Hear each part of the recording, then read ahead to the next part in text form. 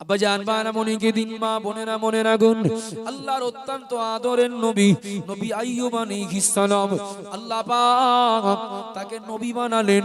আল্লাহ আইয়ুব নবীকে কিছু সম্পদের মালিক বানালেন। ওই সম্পদ ছিল জীব জানোয়ার, অনেকগুলো জীবজন্তুর মালিক ছিলেন আইয়ুব নবী। ও বাবা জিরা মায়েরা, আমার আল্লাহ আইয়ুব নবীকে পরীক্ষায় ফেললেন।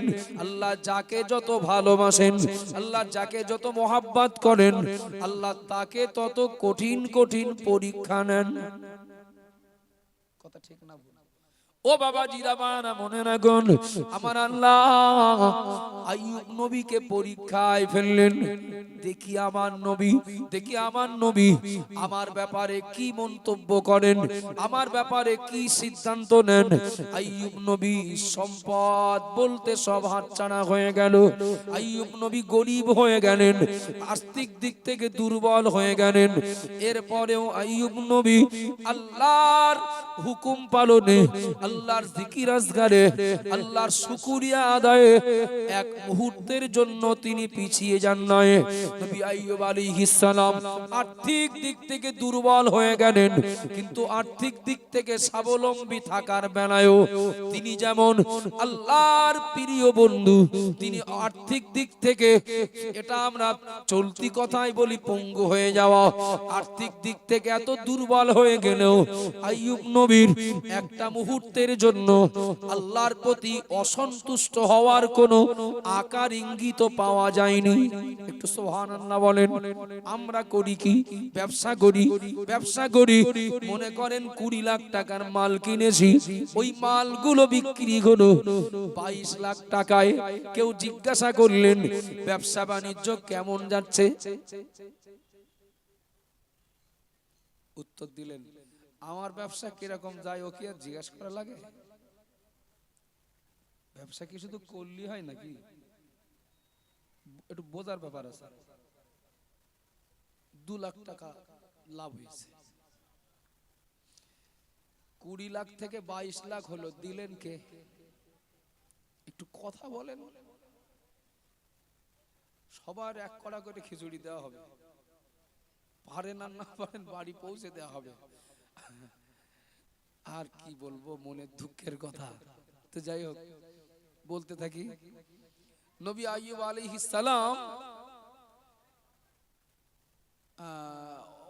অর্থনৈতিক পরিকাঠামোর দিক থেকে এতটা দুর্বল হয়ে গেলেও আগে যা ছিলেন পরেও তাই।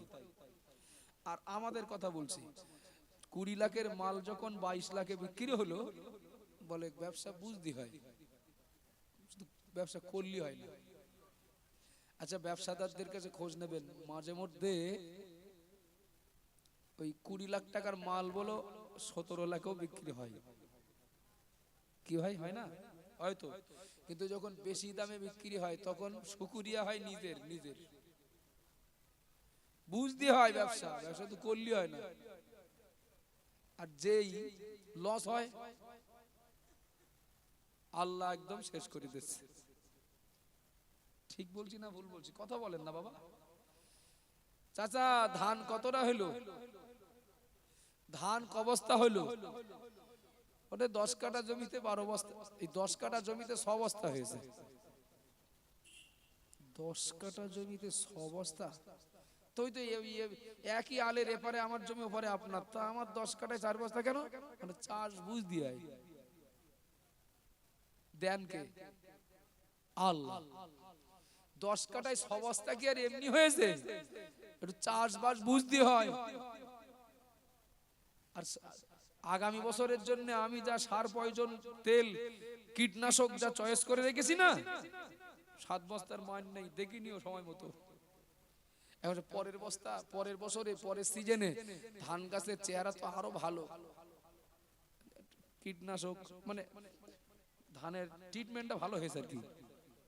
কিন্তু ঠিক ফলনের মুখে আল্লাহ একটু শিল দিলেন, একটু হালকা ঝড় দিলেন, একটু বৃষ্টি দিলেন। চাচা আর গল্প করেন না।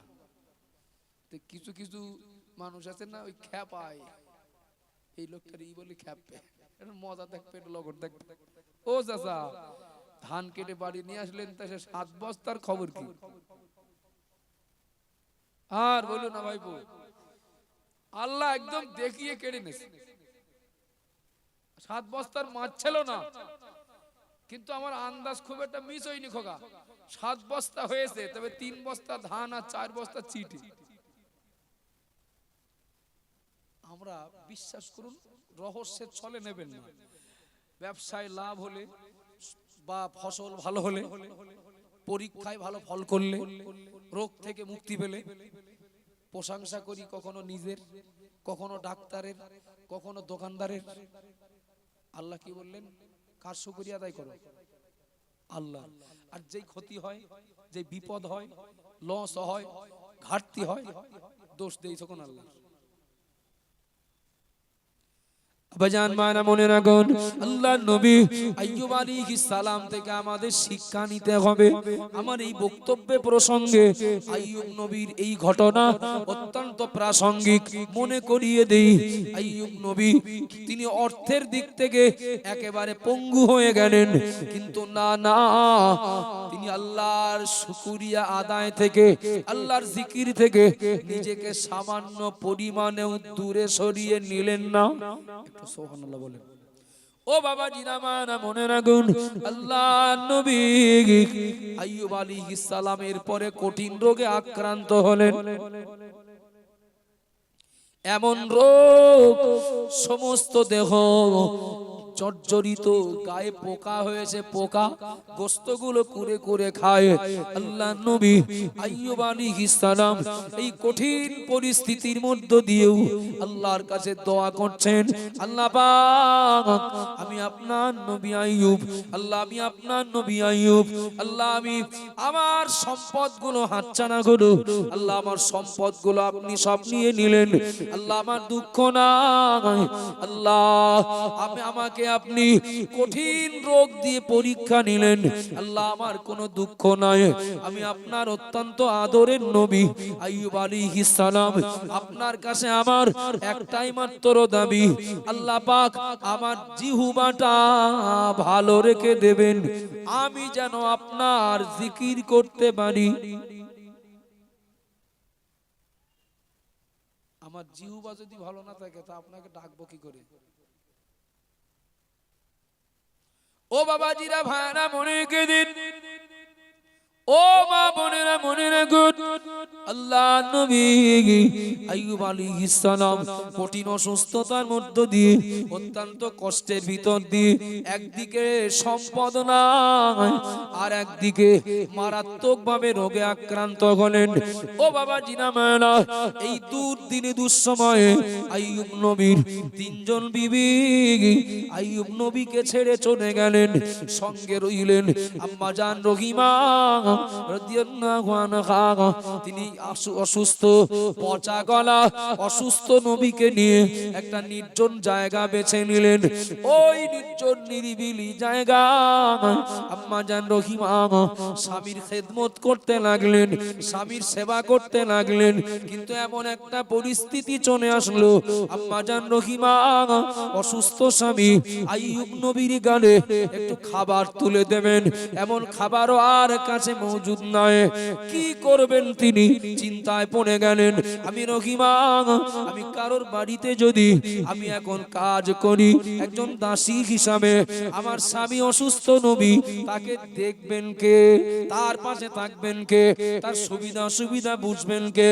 ও বাবা জিরাবারা, একদিক বাড়ি থেকে বার না হলে হবে না, আবার স্থায়ী ভাবে কারোর বাড়ির কর্মচারী হয়ে থাকারও সুযোগ নাই। আম্মা জান রহিমা রাদিয়াল্লাহু আনহা তাই তো পরিস্থিতির শিকার হয়ে ভিক্ষা করতে যাওয়ার সিদ্ধান্ত নিলেন। এটা শুধু ঘটনা না, এর ভিতরে কতটা শিক্ষা আছে হয়তো শুধু বলি কিংবা শুধু শুনি। ভালো লাগার ঘটনা, ভালো মানে বলতে ভালো লাগা, শুনতে ভালো লাগা নয়, কতটা শিক্ষা আছে এর ভিতরে। আপনি একটা একটা করে পয়েন্ট করে দেখেন। আমরা অনেকটা শিক্ষণীয়, মানে আমাদের জন্য শিক্ষণীয় এই ঘটনা থেকে আমরা এমন কিছু শিক্ষা পাবো। কিছু মনে নেন না, ছেলেটা শুক্রবারও নামাজ পড়ে না, বাপের হাতে সপ্তাহে সপ্তাহে 3000 করে টাকা দেয়, আছে না নেই? ও চাচা, আপনার ছেলে বলো কালকের গান শুনতে গিয়েছিল, দেখলাম রাত 2টোর সময় বাড়ি এসছে। বাপ চিন্তা করলেন, ছেলে গেছে ওদিকে গান শুনতে আর এদিকে সপ্তাহে দেয় 3000। এখন যদি গান শুনে আসার জন্য যদি বকাবকি করি, এই টাকাটা যদি বন্ধ হয়ে যায়, বাপ বলো বুঝতে পারছেন, বলো গান শুনে ঠিক করিনি। বাপ বলো মাঝে মধ্যে শোনেন, ও মাঝে মধ্যে বিড়িও খায়, কি কখনো লটারিও কাটে, কিন্তু আমার সোনার চান ছেলে সপ্তাহে সপ্তাহে 3000, 4000, 5000 করে টাকা দেয়, ওর নামে কিছু বলা যায়?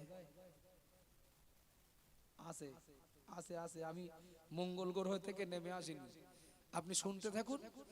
রহিমা ভিক্ষা করতে পার হলেন, শয়তান পথ আটকালো, শয়তান পথ আটকালো কল্যাণকামী সেজে। জিজ্ঞাসা করলো, রহিমা কোথায় যাচ্ছ? আম্মাজান রহিমা বললেন, আমি ভিক্ষা করতে যাচ্ছি। তোমার তো বিবেক নেই। মানে কেন? বলে আল্লাহর নবী অসুস্থ মানুষ, তিনি অসুস্থ অবস্থায় শয্যাশায়ী, আর তাকে তুমি একা একা ফেলে রেখে চলে যাচ্ছ, তোমার কি বিবেকে বাঁধলো না? ইবলিস শত্রু, এতে কোনো সন্দেহ আছে? কিন্তু কথাগুলো যা বললো তাতে কি মনে হচ্ছে আইয়ুব নবীর বিরাট ভালোবাসে না? আম্মাজান রহিমা বললেন, আমি কি আর এমনি এমনি যাচ্ছি, আমি নিরুপায় হয়ে যাচ্ছি, আমার আর কিছু করার নেই। ইবলিস শয়তান সুযোগ ধরল, ও রহিমা মিথ্যা কথা বলছো কেন? উপায় নেই, নিরুপায়, এসব বলছো কেন? তোমার তো মাথায় লম্বা চুল আছে, জানো এ চুলের দাম কত? এক গোছা চুল দিলে তুমি যা সম্পদ পাবে, অনেক দিন বসে খাওয়া যাবে, অনেক দিন এই অভাব অনাটনের এই দুঃখ এই দুর্দশা অনেক দিন আর দেখতে হবে না। আম্মাজান রহিমা এক কথায় কিন্তু চুল দেননি, অনেকটা আগ পিস ভেবেছিলেন যে আমার সৌন্দর্য উপভোগ করার একমাত্র মালিক আমার স্বামী, আমি চুল দেওয়া মানে আমার স্বামীর কাছে আমানাতের খেয়ানাত করা, দেওয়া যাবে না। একদিকে হিসাব করলে এক কথাই দেওয়া যাবে না, কিন্তু পরিস্থিতি বুঝে আম্মাজান রহিমা চিন্তা করলেন, আমার সেই স্বামী তো এখন মরণাপন্ন অবস্থা, কিছু করার নেই, তো যদি কিছু মাল বা সম্পদ পায় চুলের বিনিময়ে, সে তো আমার ওই স্বামীর পিছনেই কাজে লাগাবো, অসুবিধে কি? উদ্দেশ্যটা ছিল ভালো। এক গোছা চুল দিয়ে বিনিময়ে শয়তান কিছু মাল দিল। আমার কথা বুঝতে পারছেন নাকি? শয়তান কিছু মাল দিল, এই মালগুলো নিয়ে আইয়ুব নবীর কাছে, আইয়ুব নবীর বিবি রহিমা এবার পৌঁছাবেন। রহিমা আইয়ুব নবীর কাছে যাওয়ার আগে ইবলিস যে হাজির, ইবলিস যে হাজির। ও নবী আইয়ুব, আপনি একজন নবী আর আপনার স্ত্রী এইরকম খারাপ, মাথায় কাজ করবে? একটু কথা বলেন না। 4 জনের ভিতরে 4 জন বিবি বা সেবিকা, তার ভিতরে 3 জন নেই পাশে, একা রহিমা। শয়তান যে বলছে, ও নবী আইয়ুব, আপনার স্ত্রী এইরকম খারাপ? আইয়ুব নবী তিনি বললেন, কেন আমার স্ত্রী কিসে খারাপ হয়েছে? বলে, সে জানি, বললে আপনার বিশ্বাস হবে না, তবে আপনার যাতে বিশ্বাস হয় তার জন্য প্রমাণ আছে। এসব পরীক্ষায় পাশ করা বলো জাতা লোকের কাজ না, বলো এই নড়বড়ে টলমলো ইমান যাদের, এসব পরীক্ষায় তাদের দ্বারা পাশ করা অসম্ভব। শয়তান বলছে, নবী আইয়ুব, আমি জানি আপনার বিশ্বাস হবে না, আমি যা বলবো বিশ্বাস হবে না, তো বিশ্বাস যাতে হয় তার জন্য প্রমাণ আছে। মানে কি বিষয়টা কি? আচ্ছা, আপনার স্ত্রী রহিমা একজনের বাড়ি চুরি করতে গিয়েছিল, এসে বাড়িওয়ালারা তা ধরে ফেলেছে। যে মালগুলো রহিমা চুরি করেছিল, বাড়িওয়ালা মালগুলো কেড়ে নেয়নি, তবে চুরি করার শাস্তি স্বরূপ কি করেছে? মাথার চুল কেটে নিয়েছে। এখন আমার কথা ঠিক না ভুল, রহিমার মাথা দেখলি বোঝা যাবে। পরীক্ষাটা কি খুব নরমাল না কঠিন?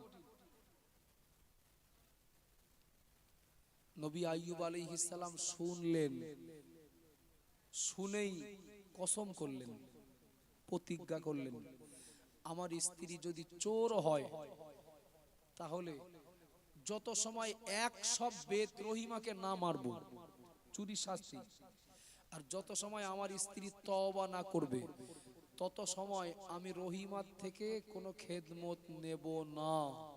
কেন না?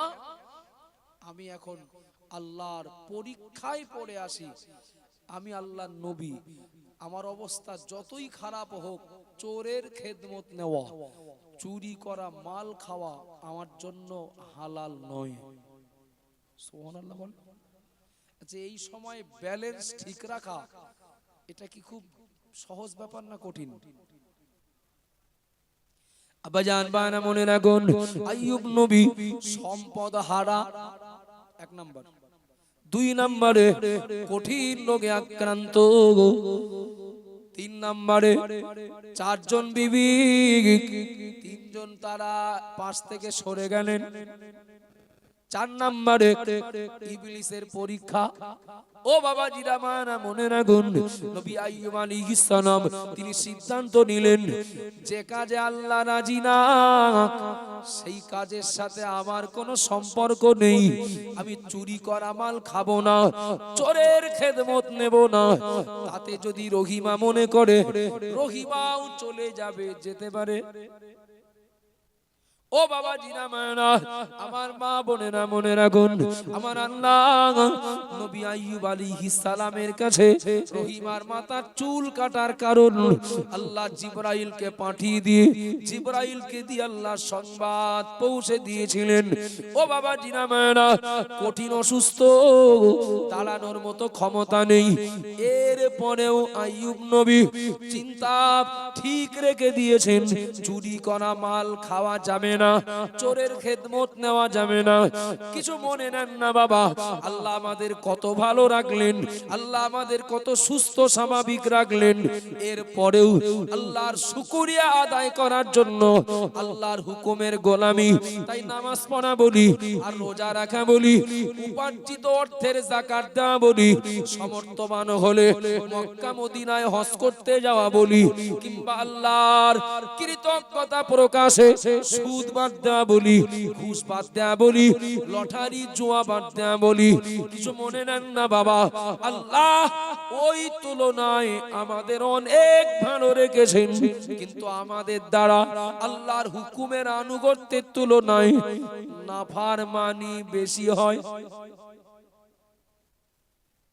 হয় না? হয় না? ও বাবা জিনামানা মনে রাখুন, আগিয়ে চলুন, প্রিয় নবী মুহাম্মদুর রাসূলুল্লাহ সাল্লাল্লাহু আলাইহি ওয়াসাল্লাম আল্লাহ নবী পাক জবানে বললেন, ও আমাল লিল্লাহি বিকদরি হাজাতিকা ইলাইহি আও কামা কানা আলাইহিস সালাম। আল্লাহ নবী বললেন, দুনিয়ার ঈমানওয়ালারা আল্লাহ সন্তুষ্টির জন্য, আল্লাহর কৃতজ্ঞতা স্বীকারের জন্য ওই পরিমাণে আমল করো, নেক আমল করো, ভালো কাজ করো, যে পরিমাণ তুমি আল্লাহর নিকট মুখাপেক্ষী। আমার বাপেরা, আমার মায়েরা, অমনোযোগী হন না, আপনাদেরকে একটা গন্তব্য গন্তব্যে নিয়ে যাব আমি। যদি অমনোযোগী না হন, আশা করছি বুঝতে সুবিধা হবে। আল্লাহ নবী বললেন, ওগো বান্দা, ও আল্লাহর বান্দা বান্দি, তুমি আল্লাহর শুকরিয়া আদায়ের জন্য, আল্লাহর সন্তুষ্টির জন্য ওই পরিমাণে আল্লাহ সন্তুষ্টির কাজ করো। বেকদুরি হাজাতিকা ইলাইহি, যে পরিমাণ তুমি আল্লাহর নিকট মুখাপেক্ষী। ও বাবা জিরা বালা, বুঝতে পারছি, জানতে পারছি, দেখতেও পারছি, যাকে প্রার্থী করা হলো, তাই পঞ্চায়েত নির্বাচনে হোক আর বিধানসভা নির্বাচনে হোক, এই মানুষটা ভালো না। এই মানুষটার বিরুদ্ধে জেনা বেবিচারের অভিযোগ রয়েছে, এই মানুষটার বিরুদ্ধে পরের মাল আত্মসাতের অভিযোগ আছে, এই মানুষটা মদ গাঁজাও খান তার অভিযোগ আছে, এই মানুষটা কত নিরীহ মানুষকে খুন করেছেন, কত নিরীহ মানুষকে মিথ্যা মামলায় ফাঁসিয়ে জেল খাটিয়েছেন। ও বাবা জিনা মেয়েরা, এতগুলো অভিযোগ তার বিরুদ্ধে থাকার পরেও দেখি কত মানুষ কি রাত আর কি দিন পিছন ছাড়েন না। কেন বলেন? কারণ হলো, জিততে পারলে সবার আগে ওর ঘর দেবে বলেছে, তারপর জিততে পারলে ছেলেটার বলেছে একটা চাকরির ব্যবস্থা করে দেবে, জিততে পারলে ওই জমি জায়গা নিয়ে যে সমস্যাটা আছে না, সমস্যাটা মিটিয়ে দেবে। একটু মন দেই বাবা, লোকটা আসামি, লোকটা অপরাধী, লোকটা ক্রিমিনাল ইত্যাদি, এর পরেও তার পিছন ছাড়ি না, আরো তার হুকুম মানার জন্য শুধু অপেক্ষায় থাকি কি অর্ডার করবে। কেন বলেন দিন? না না, এই লোকটার কাছে আমার অনেক কিছু পাওনা আছে না, এই লোকটার কাছে আমার অনেক কিছু পাওয়ার আশা আছে না। কথা বোঝা যাচ্ছে নাকি? তার কাছ থেকে অনেক কিছু পাওয়ার আশা আছে, সুতরাং তার একটু পিছনে না ঘুরলে হবে। তার কাছ থেকে অনেক কিছু পাবো আশা করে রেখেছি, তা তার কথা একটু না শুনলে হবে? তার কাছ থেকে অনেক কিছু পাওয়ার আশা করে রেখেছি এবং তিনি দেবেনও বলেছেন, তো তিনি তিনি যে দলের প্রার্থী তার দলের একটু ভোট না দিলে হবে? এই তো। আচ্ছা বাবা বলবেন, ইসে কবে জিতবে, জিতলে তাই দেবে, জিতবে কিনা তারও ঠিক নেই বলে, কেন ভোটের আগে সবাই যেতে, আর ফলাফল বার হলে একজন যেতে। কথা বলেন ঠিক না ভুল? আরে তিনজনে সমানে বলে শুধু ওয়াদা দিয়ে যাচ্ছে, শুধু প্রতিশ্রুতি দিয়ে যাচ্ছে। তো তার কাছ থেকে আমি এই এই সুবিধা পাবো, এই আশায় যদি পিছনে ঘুরতে হয়, কথা শুনতে হয়, তার হয়ে একটু ক্যাম্পিং করতে হয়, তার ডাকে যদি একটু মিটিং এ যেতে হয়, আল্লাহ আমাদের কি দিয়েছেন এ বাদেও আল্লাহর কাছে আমাদের এখনো কিছু পাওয়ার আশা আছে না? বুঝতে পারেননি মনে হয় কথা? আল্লাহ আমাদেরকে মানুষ বানালেন, আল্লাহ আমাদের ঈমানওয়ালার ঘরে পাঠালেন, আল্লাহ আমাদের সুন্দর সুস্থ স্বাভাবিক একটা দেহ দিলেন, যা কম হোক বেশি হোক আল্লাহ কিছু আমাদের অর্থ সম্পদ দিয়েছেন। এরপরেও এই যা দিয়েছেন আল্লাহ, ও প্রার্থী তো জিতলে তাই দেবে, আর আল্লাহ আমাদের যা দিয়ে রেখেছেন এখানেই শেষ না, এর পরেও আল্লাহর কাছ থেকে এখনো কিছু পাওয়ার আশা আছে না? কি কি পাওয়ার আশা আছে? জান্নাত। একটু কথা বলেন না। জান্নাত আপনাদের কি জান্নাত কেনা আছে নাই বাড়ি বাড়ি নাকি? যে ও আমাদের রেডি করা আছে, ও লাগবে না, একটু ব্যাপার না। নাউজুবিল্লাহ, জান্নাত কেউ কিনতে পারে? এর পরেও এখনো আমাদের আশা আছে যে আমরা জান্নাতে যাব। তো জান্নাতেতে যাব বলছি, জান্নাত কি খাস জায়গা? এই কি বাগন্ডি না গোটরা, গোটরায় আজকে সভা, 3 দিন আগে দোকানদাররা ঘুরে গেছেন, কে কোন জায়গায় দোকান বসাবেন সব খোঁটা মেরে গেছে। হয় না? হয় না? আচ্ছা জান্নাতেও কি এরকম যে যার মতো খোঁটা মারবে নাকি? এখান থেকে এই পর্যন্ত আমার কোন মাঠে মেলা হবে, মেলা তো সব যে যার মতো খোঁটা মারে, জমি আমার, আমার জমি অন্যরা এসে ঘোড়া মারে, কি ব্যাপার? তো ওরা এমনি একেবারে নিয়ে নেবে না, ওরা একটা দোকান দেবে, তো তাই খোটা মেরেছে। জান্নাতে কি ওই রকম যে যার মতো যাবে আর খোটা মারবে নাকি? জান্নাত কার? আল্লাহ। তো জান্নাতের মালিক যখন আল্লাহ, আল্লাহর কাছে আমার এখনো আশা আছে, বলো আল্লাহর কাছ থেকে আমি এখনো জান্নাত নেব। এই যা দিয়েছেন এই শেষ না, এখনো আশা আছে। বাবা প্রার্থী জিততে কিনা ঠিক নেই, কিচ্ছু দেইনি, জিততে পারলে দেবেন বলেছেন। তাই যদি তার পিছনে এত ঘুরতে হয়, তার কথা যদি এত শুনতে হয়, তার হয়ে যদি এত লড়াই করতে হয়, তারটাকে যদি এত ঘন সাড়া দিতে হয়, আল্লাহ মালিক যা দিয়ে রেখেছেন, এর জন্য একটু মালিকের হুকুমের পিছনে ঘোরার দরকার না? একটু মালিকের পিছনে ছোটার দরকার না? কথা বলেন বাবা। মসজিদে আজান হচ্ছে, মসজিদের দিকে না যে আর সময় নেই, আজান হয়েছে সাত দোকান দিক যায়, আজান হচ্ছে মসজিদে, এখন মালিকের দিকে না যে যাচ্ছে চায়ের দোকানের দিকে, যায় না যায় না। এর পরেও আশা আছে জান্নাতে যাবে। দেবেন কে? আল্লাহ। এখন আল্লাহ যে দেবেন, তুমি আল্লাহর কাছ থেকে জান্নাতটা যে নেব, তো আল্লাহর কাছ থেকে জান্নাত নেওয়ার মুখ আছে তো, মানে চাওয়ার মুখ আছে তো। ভোট দেয়নি, তিনি জিতেছেন, তার বাড়ি একটা ত্রিপল চাইতে গেলে না লজ্জা লাগে, একটু মুখ টুক ঢেকে যায়। কতবার আমার বাড়ি এসেছিল একটা ভোটের জন্য, আমি না বলিলাম, সেই লোকটার বাড়ি যে এখন বলি কি করে যে আমার একটা ত্রিপল দাও, লজ্জা লাগে না? তা আমি আল্লাহর হুকুমই মানি না, আমি আল্লাহর নিয়ামতের শুকরিয়া আদায় করি না, বরং আমি নাফরমানি করে চলি। উল্টে আবার আল্লাহর কাছে জান্নাত পাবো আশা করছি, তা একটু লজ্জা লাগবে না? কি আর ভুল হয়ে যাচ্ছে নাকি? আব্বাজান মারা মনে রাখুন, আমার মা বোনেরা মনে কি দিন, সবার এই আশা আছে ঈমানদার মানে জান্নাতে যাব।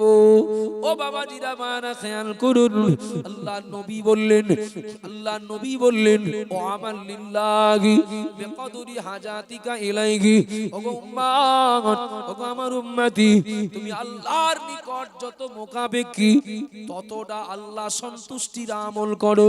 না না বাবা, আমি তো প্রতিনিয়ত প্রতি মুহূর্তে আল্লাহর নিকট মোকাবেক্ষী। আল্লাহ ছাড়া আমার তো একটা দিন কাটবে না, আল্লাহ ছাড়া আমি তো আল্লাহর হুকুম ছাড়া এক গাল খাবার কিনতে পারি না, আল্লাহর হুকুম ছাড়া এক ঢোক পানি পান করতে পারি না, আল্লাহর হুকুম ছাড়া একটা পা এগিয়ে যেতে পারি না।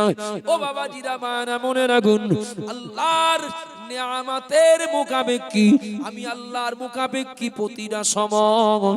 কিন্তু মনে রাখতে হবে বাবা, প্রতিটা মুহূর্তের জন্য আমরা আল্লাহর মুখাপেক্ষী, কিন্তু এটা মৌখিকভাবে স্বীকার করলেও নাফরমানিতে আমরা অনেক আগে। একবার খেয়াল করুন, অনেক সময় দেখি আমাদের বাড়ি কিংবা আমাদের পাড়া, আমাদের আত্মীয় স্বজনদের ভিতরে এমন কিছু মানুষ অসুস্থতার জন্য হসপিটালে ভর্তি, অসুস্থতার জন্য হসপিটালে ভর্তি। ও বাবা জিনামারা, এক সপ্তাহ ভর্তি থাকলেন, নার্সিং হোমে ভর্তি, এক সপ্তাহ ভর্তি থাকলেন, এক সপ্তাহ পর যখন নার্সিং হোম ছুটি দিল, বিল করলো 20,000 টাকা। এই 20,000 টাকার ভিতরে নার্স যারা ওদের মাহিনা, ওদের পারিশ্রমিক, পেট ভাড়া, খাদ্য সরবরাহ করেছে নার্সিং হোম, এছাড়াও খাবার দিয়েছে, ঔষধ দিয়েছে। ও বাবা জিনামারা, ওই ফর্দ ওই তালিকায় লেখা আছে অক্সিজেন খরচ 3,000 টাকা। ও বাবা জিনামারা, বলবেন নাকি এখন নার্সিং হোমে যদি বিল হয় 20,000, তার ভিতরে 3,000 টাকা অক্সিজেন বাবদ? কেউ কোনোদিন বলবো নাকি, কেউ কোনোদিন বলেছি নাকি নার্সিং আমরা কোনোদিন অক্সিজেন কিনে ব্যবহার করিনি, করি না? 17,000 দেব, 3,000 টাকাটা দেব না, বা অক্সিজেনের দাম দেব না। কোনদিন কোন রোগী কিংবা তার পরিবার কিংবা রোগীর আপনজন যারা দায়িত্ব নিয়ে ভর্তি করেন নার্সিং হোমে, কোনদিন এমন বলেছেন নাকি? না, বরং সময় মতো যে অক্সিজেন সাপ্লাইটা দিয়েছিলেন, 200 টাকা মিষ্টি খাওয়ার জন্য রেখে দেয়, ওদিকে 20 দেব, আর এদিকে মানে ওখানে টাকার অভাব হয় না খুব একটা। ওখানে 20 দেব, আর আরো 200 টাকা ওই ওই নার্সটা বলো বিরাট যত্ন করে বলো, আরে ওসব ধরে তাই 20,000। কিন্তু এরপরেও একটু খুশি করার জন্য গেটম্যান যখন এসছে তখন খুলে দিয়েছে, ওর 100 টাকা দেয় মিষ্টি খাওয়ার জন্য। ওই নার্স কি সেবিকা কি আয়া ভালো পরিষেবা দিয়ে ও 200 টাকা দাও, হয় না? হয় না? একটু কথা বলেন। বিবেকটাকে একটু জিজ্ঞাসা করতে বলি, ও বিবেক, বিবেকটাকে একটু জিজ্ঞাসা করি, ও বিবেক, 3,000 টাকা যদি অক্সিজেনের দাম দিতে হয় 1 সপ্তাহ 10 দিনের জন্য নার্সিং হোমে ভর্তি থাকার কারণে, একটু দয়া করে বলবেন নাকি মায়ের গর্ভ থেকে দুনিয়ায় এসেছি, নার্সিং হোমে যাওয়ার আগ পর্যন্ত অক্সিজেন লেগেছিল না লাগেনি? লেগেছিল না লাগেনি? মায়ের গর্ভ থেকে ভূমিষ্ঠ হওয়ার পর আর নার্সিং হোমে যাওয়ার আগ পর্যন্ত অক্সিজেন লেগেছিল না লাগেনি? লেগেছিল তো। আর নার্সিং হোম থেকে বার হয়ে এবার বাড়ি যাব, সুস্থ হয়েছি, বাকি যতদিন বেঁচে থাকবো আল্লাহ যতদিন বাঁচিয়ে রাখবেন ততদিন অক্সিজেন লাগবে কিনা? লাগবে তো।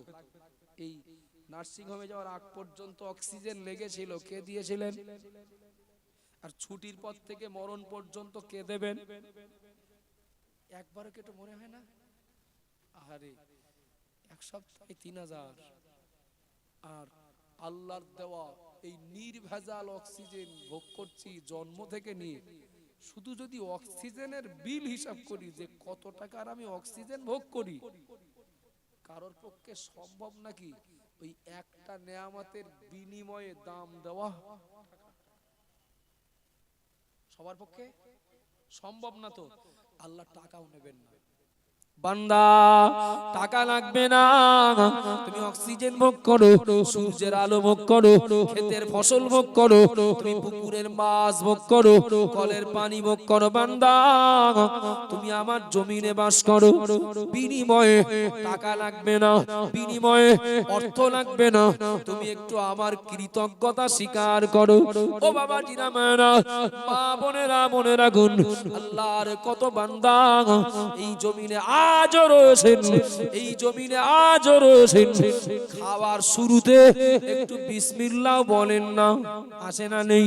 খাওয়া শেষ হলো, আমার সব দোয়া কালাম যদি মনে নাও থাকে, মুখস্থ যদি নাও থাকে, খাওয়ার শেষে একটু আলহামদুলিল্লাহ বলেন না, আসে না? নেই?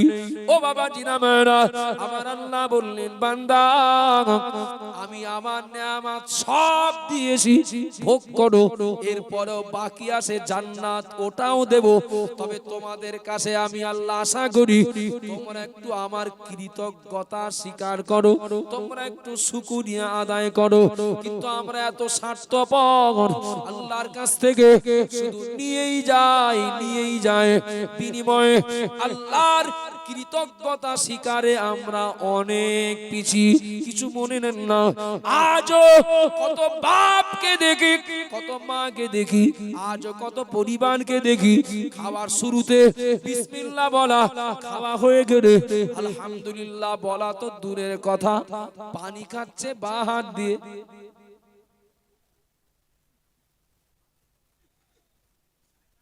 এই গ্রামে বাদে, এই গ্রামটা বাদে, বাঁ হাত দিয়ে পানি খাচ্ছে, বাঁ হাত দিয়ে চা খাচ্ছে, আছে না? নেই? এটা নাকি স্টাইল, কি জানি, এটা স্টাইল। এটা হাত না, কিছু কিছু আবার মানে হাইব্রিড বুঝদার আছে, শিক্ষিত তো বিরাট, ডিগ্রি অনেকটা।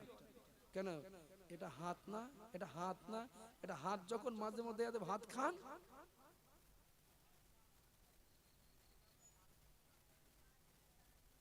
না আমার নামলি ধরে যদি বাহাত দিয়ে খাচ্ছে, আসে না? নেই? বাপ খাচ্ছে, ছেলেও তো দেখে, ও তো খাবে। মা খাচ্ছে, কত বয়স্ক মুরব্বি খাচ্ছে। যে বাহাত দিয়ে খায় তার কাছে আর কি আশা করে? কথা বলেন নাকি? রাগ করছেন নাকি? বাম হাত দিয়ে খাচ্ছে। আরে গরিব মানুষ, কিছু লোক দাওয়াত করলেন, একটু বাপের জন্য মায়ের জন্য একটু দোয়া করে নেবে, একটু সবর শ্রেণী করে নেবেন। তা খাওয়ার ব্যবস্থা করেছেন, খাওয়ার দাওয়ার আয়োজন করেছেন, তো হতেই পারে একটু লবণ কম হয়ে গেছে, হতে পারে না, পারে না, হতেই পারে হয়তো ঝাল একটু তুলনামূলক একটু বেশি হয়েছে। এই 100 জন লোকের পিছনে 20,000 টাকা খরচ করলেন, আর শেষ বেশ বাড়িওয়ালার বদনাম পাওনা হইল। তরকারি মানুষই খায়, ও মানুষই খায়, ঝাল বেশি লবণ কম কোনো দোষ নেই, কোনো দোষ নেই। হ্যাঁ সব ঠিক আছে, বসার জায়গাটা বলে একটু গায়ে গায়ে হয়ে গেছে। একজন বলছে তাই তো আমাদের গ্রামের এই লোকটা শুধু ভুল ধরে, শুধু ভুল ধরে, যে না খুব ভালো, আল্লাহ খুব ভালো খাওয়ালেন, কি আল্লাহ খুব ভালো আমার খাওয়ার সুযোগ দিলেন। আলহামদুলিল্লাহ বলা, শুকরিয়া আদায় করা দূরের কথা, শুধু দোষ বার করে।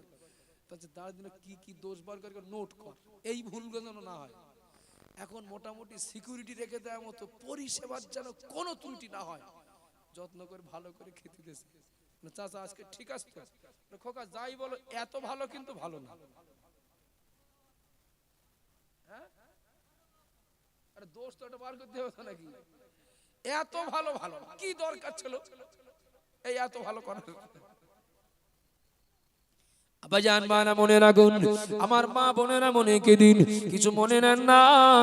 আল্লাহর প্রিয় মাহবুব বান্দা, আল্লাহর প্রিয় মাহবুবা বান্দি, এমন কি সাহাবায়ে কেরাম থেকে শুরু করে তাবিঈন, তাবা তাবিঈন, ইমাম মুস্তাগিদ, আল্লাহর প্রিয় মাহবুব বান্দা বান্দিরা তারা তারা তারা এমন অবস্থার মধ্য দিয়ে আল্লাহর শুকরিয়া আদায় করেছেন, আল্লাহর কৃতজ্ঞতা স্বীকার করেছেন। তা থেকে আমাদের শিক্ষা নিতে হবে বাবা। সারা দুনিয়ার মানুষ জানেন, সারা দুনিয়ার মানুষ হয়তো চেহারায় চেনেন না, হয়তো চোখে দেখতে পাননি, কিন্তু নামে চেনেন। যিনি অন্য ভিন্ন জামাতের মানুষ, এরপরেও নামটা শুনলেই বলতে পারবেন, নাম বড় পীর আব্দুল কাদের জিলানী রহমাতুল্লাহ আলাইহি। ও বাবাজিরা ভাইরা মনে রাখুন, বড় পীর আব্দুল কাদের জিলানী রহমাতুল্লাহ আলাইহি আল্লাহর একজন মস্ত বড় ওলি বান্দা।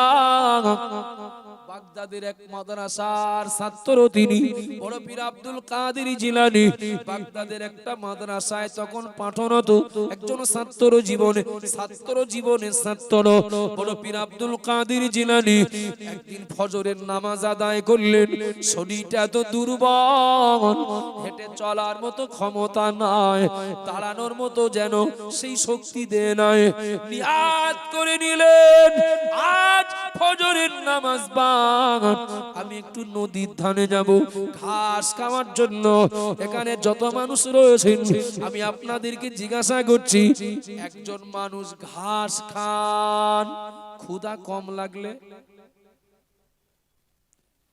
একটু হ্যাঁ না বলেন, ঘাস খান একটা মানুষ কি একটু একটু ক্ষুধা লাগলে?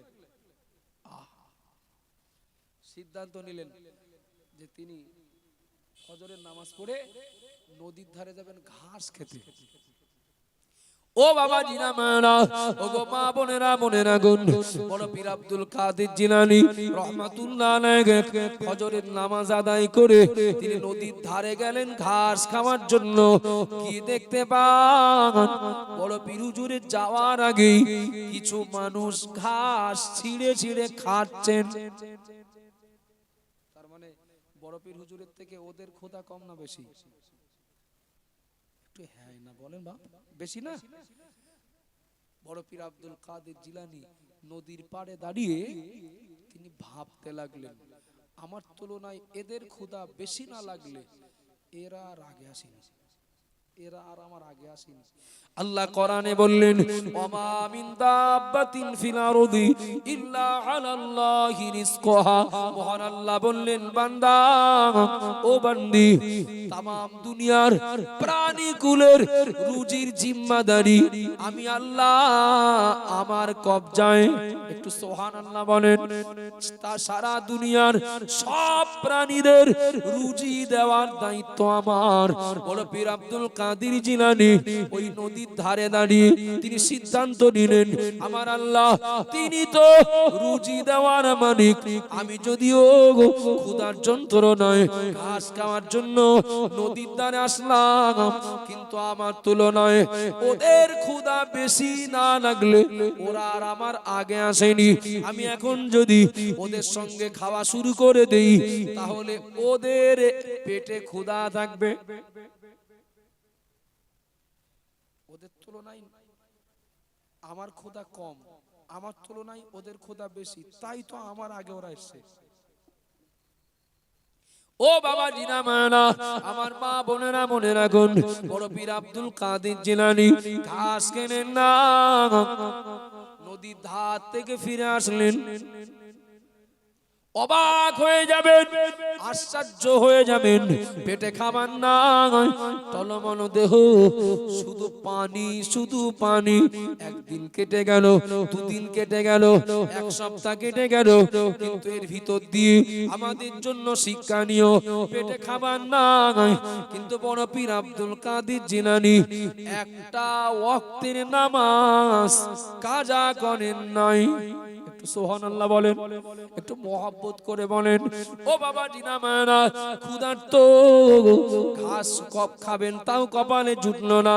বড় পীর আব্দুল কাদের জিলানী রহমাতুল্লাহ আলাইহি তিনি 10 দিন পরে, একটানা 10 দিন পরে তিনি মসজিদে, মাদ্রাসা সংলগ্ন একটা মসজিদের ভিতরে নামাজ পড়ার জন্য প্রবেশ করলেন। ও বাবা জিনা মানা, দেহটা এত দুর্বল, তিনি নামাজের পাটিতে দাঁড়িয়ে কিন্তু দেহটা টলমল টলমল ভাব। ইমাম বড় পীর আব্দুল কাদের জিলানী যেই না নামাজের নিয়াত করে দাঁড়ালেন, এমন সময় দেখতে পেলেন বড় পীর হুজুরের পাশে আল্লাহর একজন বান্দা। ওই বান্দা তিনি আব্দুল কাদের জিলানী হুজুরের অপরিচিত ছিলেন, বড় পীর হুজুরের অপরিচিত ছিলেন। বড় পীর হুজুর দেখতে পেলেন তিনি নামাজ শুরু করতেই পাশে একজন বান্দা খাবার খাচ্ছিলেন, ওই প্লেটে করে পাত্রে করে কিছু নিয়ে খাচ্ছিলেন। ও বাবা জিনা মায়েরা, এখানে যত মানুষ রয়েছেন একটু দয়া করে বলবেন নাকি সারা দিন রোজা আছি, আসছে রমজান, আর মাত্র 2 মাস 6 দিন 7 দিন বাকি, না 4-5 দিন বাকি। এই শীতের সময় বেলা ছোট থাকলে রোজা যেন তাড়াতাড়ি দেখি যে সন্ধ্যা হয়ে গেছে, তাই না? কিন্তু বৈশাখ জ্যৈষ্ঠ মাসে দিন বড় রাত ছোট। বৈশাখ জ্যৈষ্ঠ মাসে বিকালবেলার দিকে কেউ যদি একটু কথা টেরা বেকা বলে, মাথা গরম করিস নে, যা কথা বেরো সন্ধ্যের পর হাট। 27 রোজাটা থাকবে ভদ্রলোক, আগের থেকে স্ত্রীর সাথে চুক্তি করে নিয়েছে, দেখো কাল বলো রোজা থাকবো, সব সাবধানে দেখো, বুঝতে পারিনি নাকি?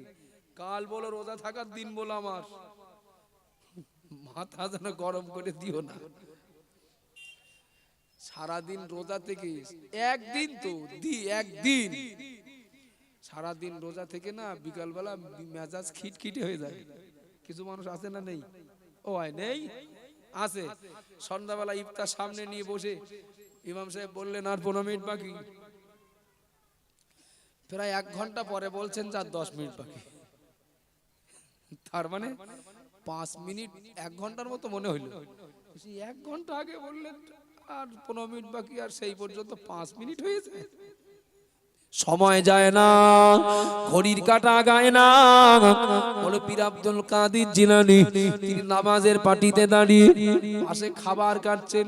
ও বাবা জিনা মায়েরা, বড় পীর আব্দুল কাদের জিলানী তিনি খাবারের দিকে মন দিলেনও না, বললেনও না আমার ক্ষুধা লেগেছে ভাই খাবার দাও, ও বান্দা খাবার দাও, নামাজ ছেড়েও দিলেন না। ওই অবস্থায় তিনি নামাজ সম্পন্ন করলেন, লোকটার কাছে চাইলেনও না, কেননা রুজির মালিক তো আল্লাহ। সুবহানাল্লাহ বলেন, একটু মহব্বত করে বলেন। ও বাবাজিরা মারা মনে রাখুন, মা বোনেরা মনে কেদিন আব্দুল কাদের জিলানী বড় পীর হুজুর নামাজ শেষ করে দিয়ে তিনি মসজিদ থেকে বার হলেন। যেই না মসজিদ থেকে বার হতে যাবেন এমন সময় খাবার খাওয়া ওই লোকটা পিছন দিক থেকে বড় পীর হুজুরকে ডাক দিলেন, বাবা ছেনে একজনের একটু সন্ধান দেবে নাকি, একজনের একটু ঠিকানা দেওয়া যাবে নাকি? কার ঠিকানা, কার সন্ধান? ওই লোকটা বললেন, আমার বাড়ি ইরাকের জিলান শহরে, বাগদাদে আমার বাড়ি নয়, ইরাকের জিলান শহরে আমার বাড়ি। বাগদাদে আসছিলাম আমার নিজের একটা প্রয়োজনে। একজন মহিলা আমার কাছে কিছু টাকা দিয়ে বলেছিলেন, বাবা তুমি যাচ্ছ বাগদাদে, আমার ছেলে নাম তার আব্দুল কাদের, বাগদাদের অমুক জায়গায় থাকে, ওর সঙ্গে যদি দেখা হয় এই টাকাগুলো ওকে দিয়ে দিও দিন। আব্দুল কাদের বলে একটা ছেলে, ওর মা ওর জন্য আমার দিয়ে কিছু টাকা পাঠিয়েছে। সুবহানাল্লাহ। বড় পীর হুজুরের থেকে খিদে বেশি লেগেছে নাকি? একটু মহব্বত করে বলেন সুবহানাল্লাহ। ওর মা অর্থাৎ আব্দুল কাদেরের মা আব্দুল কাদেরের জন্য কিছু টাকা পাঠিয়েছে। এখন তখন তার ফোনের যুগ না, কে এসে আব্দুল কাদের চেনবো কি করে? নতুন জায়গায় এসে, নতুন শহরে এসে খুঁজতে খুঁজতে সে তো আমার নিজের টাকা সব ফুরিয়ে গেছে। কাজ করবেন, রোজগার করবেন, প্রয়োজন মতো যা টাকা নিয়ে এসেছিলেন ফুরিয়ে গেছে। এই দেখো এই খাবার খাচ্ছি, এ আব্দুল কাদেরের টাকাই কেনা। বাবা ছেলে বলতে পারো আব্দুল কাদেরকে কোন জায়গায় গেলে আমি খুঁজে পাবো? কথা হচ্ছিল কার সঙ্গে? আব্দুল কাদের হুজুরের সঙ্গে তো কথা হচ্ছিল। তো আব্বাজান বানা মনে রাখুন, একটু শিক্ষা নেওয়ার চেষ্টা করি। একতলা হলে বলি আল্লাহ দুতলা দেয়নি কেন? কিছুই ছিল না, হেঁটে বাজারে যেতাম, সাইকেল হলো। এখন মনে হয় আল্লাহ মোটরসাইকেল দেননি কেন? মোটরসাইকেল যদিও বা হলো, কিন্তু একেবারে নরমাল একটু দামি মোটরসাইকেল কেনার সুযোগ হলো না। ও বাবা জিরাবানা মনে রাখুন, যদি আদো খাওয়া যে সময় হয়নি তখন মনে হতো একটু ফ্যানামানি হলেও হতো। এরপরে যখন আল্লাহ ভাতের ব্যবস্থা করে দিলেন তখন মনে হলো এক ভাগের তরকারি হলে ভালো হতো। লবণ ঘুটে আর কতদিন খাবো, এক ভাগের তরকারি জোগানো হলো। এরপরে আরো মনে হলো আর এক রকম সবজি হলে ভালো হতো। আল্লাহ সে ব্যবস্থাও করে দিলেন। না একটু মাছ হলে ভালো হতো। ও বাবা জিরাবানা, মাছ হলো মিষ্টি, মাছ হলো গোশ হলো, দই মিষ্টিও হলো। এরপরেও চাহিদা শেষ নেই, সব যখন হলো একটু সেভেন আপ হলে ভালো হতো।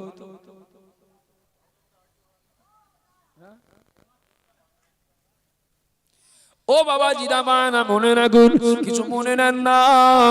বড় পীর আব্দুল কাদের জিলানী রহমাতুল্লাহ আলাইহি 10 দিন কিছু খেলেন না, কিন্তু আল্লাহর হুকুম মানা থেকে একটা মুহূর্তের জন্য দূরে ছিলেন না। সুবহানাল্লাহ বলেন।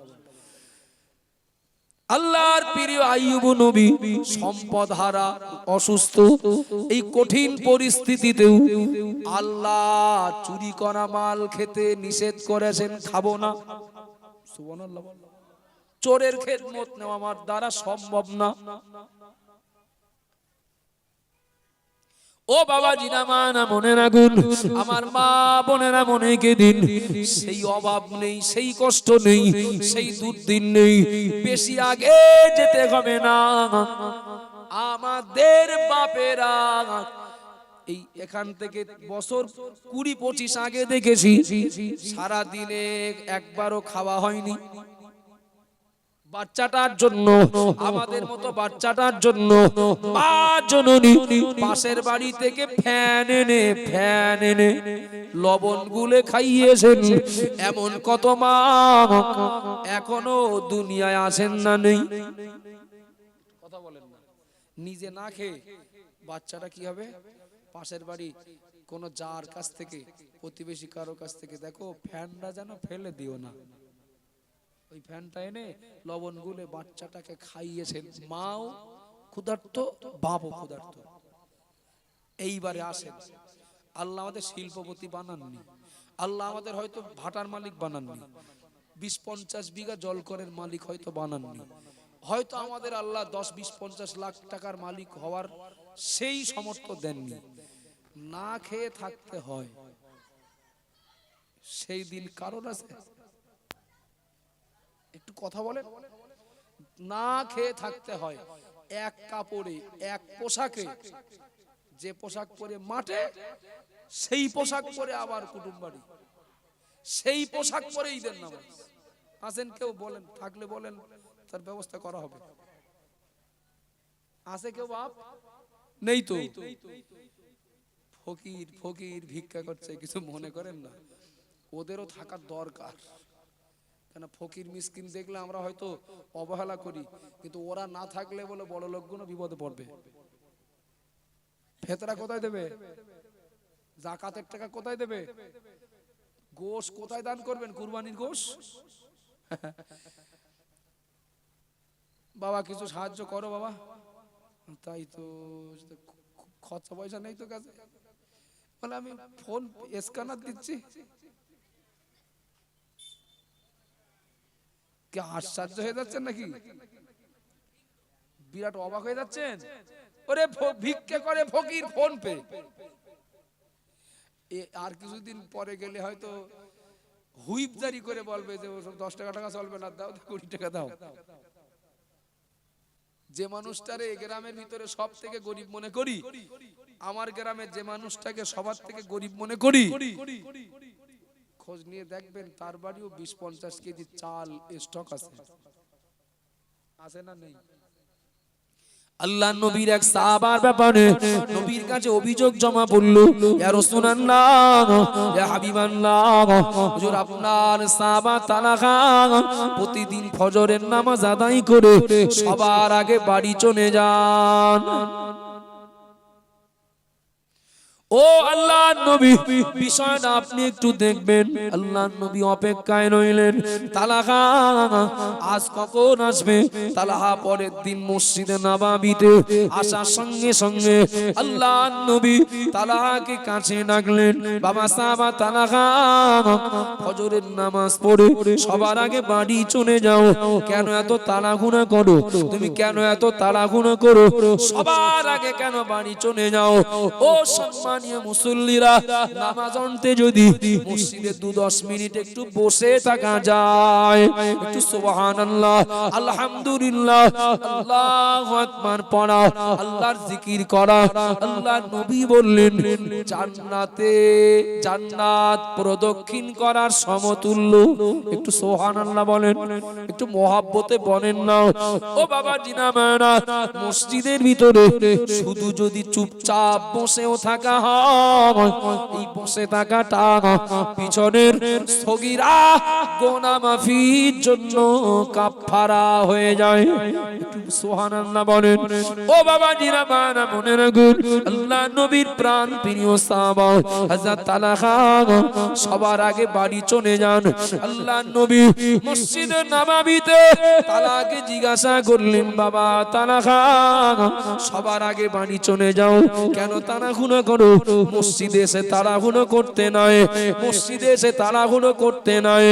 হযরত তালহা এই কথা শুনতেই তিনি নবীকে জবাব দিলেন, ইয়া রাসূলুল্লাহ, ইয়া হাবিবাল্লাহ, মসজিদের প্রতি আমার আন্তরিকতার অভাব, ওই জন্য তাড়াহুড়ো করি না। মসজিদে আমার থাকতে ভালো লাগে না, ওই জন্য তাড়াহুড়ো করি না। ইয়া রাসূলুল্লাহ, ইয়া হাবিবাল্লাহ, আমাদের স্বামী আর স্ত্রী দুজনার একটাই মাত্র বস্ত্র, স্বামী আর স্ত্রী দুজনার একটাই মাত্র বস্ত্র। ঘরের ভিতরে একটা গর্ত করা আছে, ঘরের ভিতরে একটা গর্ত খোঁড়া রয়েছে। যখন নামাজের সময় হয়, আমার স্ত্রী যখন নামাজ পড়েন, আমি তালহা আমি গর্তের ভিতরে প্রবেশ করি। যখন আমার নামাজের সময় হয়, আমি যখন নামাজ পড়বো মনে করি, আমার বিবি তার লজ্জাস্থান ঢাকার জন্য ওই ঘরের ভিতরে গর্তের ভিতরে প্রবেশ করেন। ও আল্লাহর নবী, জোহরের নামাজে অসুবিধা হয় না, সময়টা অনেকটা বেশি পাওয়া যায়। আসরের নামাজে অতটা অসুবিধা হয় না, মাগরিবেও হয় না, এশার নামাজে অসুবিধা হয় না। ইয়া রাসূলুল্লাহ, ফজরের নামাজে জামাতের পরে সময়টা একটু কমে যায়। অনেক জায়গায় দেখবেন মসজিদে ঘোষণা করেন ফজর বাদ, আর মাত্র 20 মিনিট বাকি, নামাজের সময় আর 15 মিনিট আছে। ফজরের নামাজের পরে সময়টা একটু, মানে আমরা যে টাইমে জামাত করি আর কি, বেশিরভাগ মানে সময়টা হাতে কম থেকে 15, 17, 20 মিনিটেই এর আগ পিস। ও বাবাজিরা, ভাইরা, মনে রাখুন, আমার মা বোনেরা, মনে কি দিন বিবেকটাকে একটু বোঝানোর চেষ্টা করি, বিবেকটাকে বোঝানোর চেষ্টা করি। আল্লাহর নবীর প্রাণ প্রিয় সাহাবা হযরত তালহা রাদিয়াল্লাহু আনহু নবীকে বললেন, ও আল্লাহর নবী, ফজরের নামাজের জামাতে আসি মসজিদ নববীতে, আমার বিবি ওই গর্তের ভিতরে থাকেন। ইয়া রাসূলুল্লাহ, আমি যদি দেরি করে বাড়ি যাই, হয়তো আমার মসজিদ নববীতে একটু সময় বেশি দেওয়ার জন্য একটু তাসবিহ পড়া হবে, একটু জিকির করা হবে, একটু দেরি করে যদি বাড়ি যাই, হয়তো একটু আল্লাহর জিকির আজকার করা যাবে। ইয়া রাসূলুল্লাহ, কিন্তু মনটা থাকে আমার বাড়ির দিকে, কেন না আমি বাড়ি যাব, তারপরে আমার বিবি এই বস্ত্র পরে ফজরের নামাজ আদায় করবে। একটু সুবহানাল্লাহ বলেন, একটু মহব্বতে বলেন। অভাব নাই, কষ্ট নাই, অভাব নাই, কষ্ট নাই, খাওয়ার কষ্ট নাই, পড়ার কষ্ট নাই, মাকার কষ্ট নাই, এরপরেও এ মুসলমান নামাজ পড়ে না, এরপরেও এ মুসলমান সুস্থ শরীরে রোজা রাখে না, এরপরেও এ মুসলমান সমর্থবান হলেও যাকাত দেয় না। কত মুসলমান হজ ফরজ হজ করেন না, আর উল্টে 100 ভিতরে প্রতিটা গ্রাম যদি সার্ভে করা হয়, 100 ভিতরে কম বেশি 70টা বাড়ি সুদের সঙ্গে জড়িয়ে। এই গ্রামটা বাদে নাকি 70টা বাড়ি সুদের সঙ্গে জড়িয়ে। ও বাবা জিনা মানা, আমার মা বোনেরা, মনে রাখুন, প্রায় দেখা যায় গ্রামে মসজিদ একটা ছিল, এখন মসজিদ দুটো ছিল, এখন 4টে, সবাই একটা হতো, এখন 5টা। কথা বলেন ঠিক না ভুল? আনন্দ করার জায়গা নয়, আমার আনন্দ হয় না, আমার আনন্দ হয় না। একটা জায়গায় 2টো মসজিদ, মুসল্লি আগে 10 জন ছিলেন, এখন 20 জন। আমার আনন্দ হয় না, এই জন্য বললাম, আগে একটা মসজিদ ছিল, ওই পাড়ায় 10 জন নামাজি মসজিদে নামাজ পড়তেন, এখন 2 পাড়ায় 10, 2 পাড়ায় 2টো মসজিদ, 10, 10, 20। এখন মুসল্লি ছিল 10, হলো 20, মসজিদ ছিল 1, হলো 2। খোঁজ নিয়ে দেখুন, 10 বছর আগে গোটা গ্রামে লটারি কাটা মানুষ ছিলেন 10, এখন হয়েছে 30। ভুল হয়ে গেছে নাকি? বিরাট আনন্দ করছেন। মুসল্লি 10 জন ছিলেন, 20 জন হয়েছে। লটারি কাটার লোক 10 জন ছিল, 30 জন হয়েছে, ওটা কে বলবে? ও বাবাজিরা, ভাইরা, মনে রাখুন, কিছু মনে নেন না, টুপিওয়ালা দাড়িওয়ালা মানুষের সংখ্যা বাড়লো, মুক্ত বাড়লো। এই সমাজে দেখি, এই পাড়ায় দেখি, এই মুসলিম কওমে দেখি, ও বাবাজিরা মারা, হয়তো বা শিক্ষার হার বাড়লো। এখান থেকে 30-40 বছর আগে মাধ্যমিক পাস খুঁজতে গেলে অনেকটা খোঁজাখুঁজি করতে হতো। মাধ্যমিক পাস খুঁজতে গেলে 30-40 বছর আগে মুরব্বীদেরকে জিজ্ঞাসা করুন, অনেকটা পাওয়া কষ্টকর ছিল। বাড়ি বাড়ি মাধ্যমিক, উচ্চ মাধ্যমিক কোনো ব্যাপারই না। কথা বলেন ঠিক না ভুল? মাধ্যমিক পাস, উচ্চ মাধ্যমিক, বিএমএ, বিএড কি ডিএলএড, অনেক ডিগ্রি দাঁড়ি এই গ্রামে, এই সমাজে, এই পাড়ায় এখন পাওয়া যায়। শুধু অমুসলমান পাড়ায় না, মুসলমান পাড়ায়ও পাওয়া যায়। ও বাবা জিনামেরা, কিছু মনে নেন না, এখান থেকে 40 বছর আগে এই গ্রামে মাধ্যমিক পাস মানুষ ছিলেন হয়তো বা 5 জন। আজ মাধ্যমিক নয়, বিএ এমএ পাস করা ছেলে কিংবা মেয়ে হয়তো সেটা সেই পরিমাণ এখন উন্নত হয়ে বিএ এমএ পাস ভাই বোন হয়তো এখন পাওয়া যাবে 20 জন।